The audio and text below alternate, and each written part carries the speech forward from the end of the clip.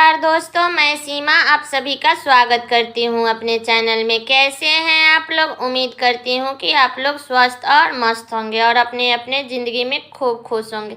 तो ये बताने के लिए कमेंट बॉक्स में जय माता दी ज़रूर लिखें। तो चलिए दोस्तों, इस वीडियो में हम जानेंगे कि बिना ब्राह्मण के हम तुलसी जी का विवाह कैसे करें, संपूर्ण विधि विधान के साथ में। तो चलिए वीडियो को हम स्टार्ट करते हैं। तो बता दूं कि हमें तुलसी जी का विवाह इस साल 2023 में 23 नवंबर को करानी है, जो कि दिन पड़ा है गुरुवार। तो ये सोने पे सुहागा है, क्योंकि एक तो विष्णु भगवान का दिन है और उस पे से विष्णु भगवान का विवाह भी है। तो आप लोग तुलसी जी का विवाह जरूर कराइएगा। तो चलिए अब विवाह का विधि शुरू करते हैं। तो सबसे पहले अगर आपके घर में तुलसी जी है, छत पे हैं तो छत पे, बालकोनी में है तो बालकोनी में आप लोग वहाँ पे गाय का गोबर मिल रहा है तो उससे लीप दीजिए, नहीं मिल रहा है तो अच्छे से पानी से धो दीजिए, उसके बाद गंगा जल छिड़क दीजिएगा। इसके बाद अब चलती हूँ और वहाँ पे क्या कीजिएगा कि स्वास्तिक बना दीजिएगा एक साइड, और एक साइड अष्टदल कमल बना दीजिएगा। तो जिस साइड अष्टदल कमल बनाइएगा उस साइड तुलसी माता को विराजमान कीजिएगा, और जिस साइड स्वास्तिक बनाइएगा उस साइड श्री हरि विष्णु जी का विराजमान कीजिएगा। और हाँ, श्री हरि विष्णु जी का फोटो ऐसे लेना है जिसमें लक्ष्मी जी ना हो। अगर आपके पास में शालिग्राम भगवान है तो सबसे बेस्ट है, और नहीं तो अगर श्री हरि विष्णु जी के साथ में कराना चाहते हैं, कृष्ण जी के साथ में कराना चाहते हैं, तो लक्ष्मी जी ना हो और राधिका जी ना हो। इस बात का आप लोग ध्यान रखिएगा। तो चलिए सबसे पहले हमें चौकी पर एक पे पीला कलर का वस्त्र और एक पे लाल कलर का वस्त्र डाल देना है। तो जिस पे पीला कलर का वस्त्र डालेंगे उस पे श्री हरि विष्णु जी को विराजमान करेंगे, और जिस पे लाल कलर का वस्त्र डालेंगे उस पे तुलसी माता को विराजमान करेंगे। तो फोटो के नीचे थोड़ा सा फूल डाल के वहाँ पे उनको स्थापित कर दीजिएगा, और तुलसी जी को भी स्थापित कर दीजिएगा। अगर आपके पास में वस्त्र है तो उनको एक वस्त्र दे दीजिए, नहीं है तो कलावा ही दे दीजिए उनको वस्त्र के रूप में, और तुलसी माता को एक चुंदरी जरूर दीजिएगा।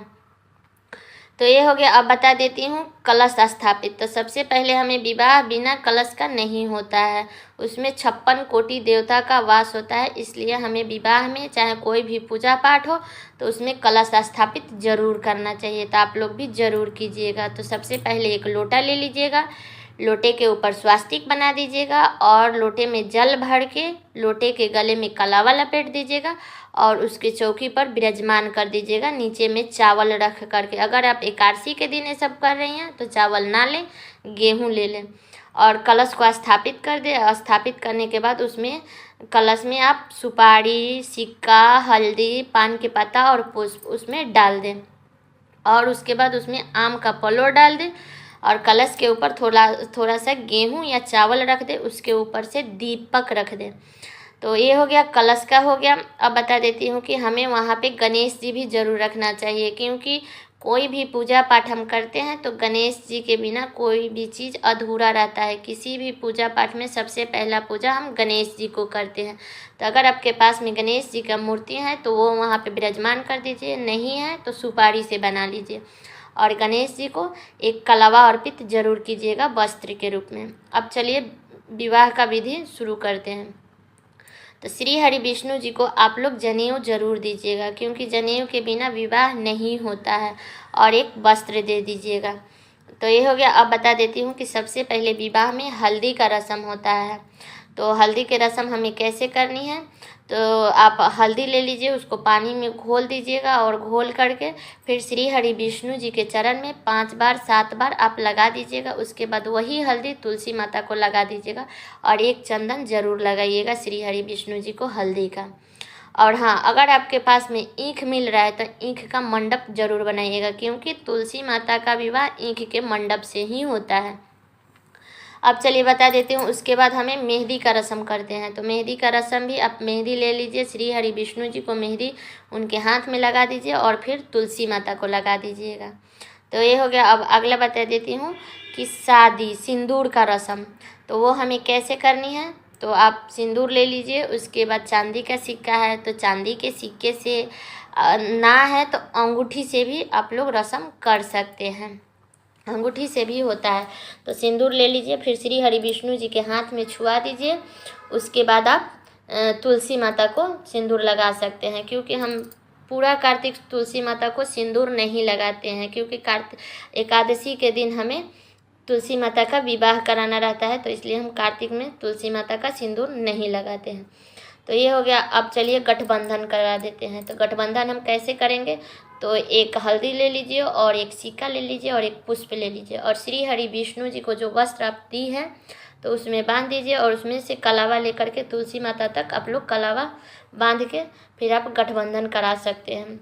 अब आई फेरी की बारी। तो हमें फेरी कैसे करानी है, तो सबसे पहले अगर आपके घर में 2 आदमी हैं तो दोनों आदमी, एक आदमी श्री हरि विष्णु जी को ले लेंगे और एक आदमी तुलसी माता को ले लेंगे और दोनों आदमी फेरी लगाएंगे। और हाँ, विवाह कराते समय एक बात का आप लोग ध्यान रखिएगा कि श्री हरि विष्णु जी के साथ में लक्ष्मी जी ना हो, फिर वैसे मतलब फ़ोटो से आप लोग विवाह करा सकते हैं और शालिग्राम है तो सबसे बेस्ट है।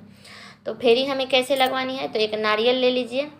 अगर आपके घर में 2 आदमी हैं तो वैसे फेरी लगा लीजिए। अगर 2 आदमी नहीं है तो आप एक नारियल ले लीजिए और उसमें एक कलावा बांध दीजिए और कलावा बांध करके फिर नारियल 3 बार श्री हरि विष्णु जी के ऊपर से और तुलसी माता के ऊपर से 3 बार घुमा दीजिएगा। सबसे पहले विष्णु भगवान की ओर से घुमाइएगा, क्योंकि लड़का 3 फेरी लेता है और लड़की 4 फेरी लेती है।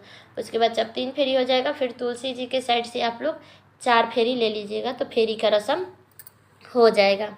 अब चलिए, तुलसी जी को आप लोग 16 श्रृंगार का सामान जरूर चढ़ाइएगा, जैसे चूड़ी, बिंदी, मेहंदी, महावर, अगर संभव हो तो बिछुआ, साड़ी। अगर साड़ी ना भी हो तो आप एक पीस भी चढ़ाइएगा, लेकिन तुलसी माता को एक पीस ही चढ़ा दीजिएगा। और श्री हरि विष्णु जी को एक रुमाल चढ़ा दीजिएगा, ताकि अगले दिन आप उठा करके अपने पति को दे दीजिएगा प्रसाद के तौर पे। तो ये हो गया। अब चलिए बता देती हूँ कि हमें उनका भोग में क्या लगाना है। तो भोग सबसे पहले हम ऋतु फल का लगाते हैं। जो भी आजकल के ऋतु फल आता है, सेब, केला, संतरा, मौसमी जो भी फल आता है, ये सब आप लोग उनको फल भी ज़रूर अर्पित कीजिएगा। और हाँ, मिठाई, क्योंकि शादी में बिना मिठाई का नहीं होता है, तो आप लोग मिठाई भी ज़रूर दीजिएगा तुलसी माता को और श्री हरि विष्णु जी को। और तुलसी माता को साड़ी, चुंदरी जो भी हो आप लोग एक ज़रूर दीजिएगा, वो अपन अगले ही दिन उठा करके आप अपने यूज में ला सकते हैं। तो चलिए दोस्तों, उम्मीद करती हूँ कि आप लोगों को विवाह से संबंधित सारी जानकारियाँ मिल गई होगी। तो कैसी लगी एक जानकारी आप लोग कमेंट बॉक्स में ज़रूर बताइएगा। और हाँ, अगर आप लोग मेरे चैनल पर नए आए हैं तो चैनल को सब्सक्राइब कर दीजिए, वीडियो को लाइक कर दीजिए और ज़्यादा से ज़्यादा शेयर कीजिएगा। तो लाइक तो ज़रूर कीजिएगा।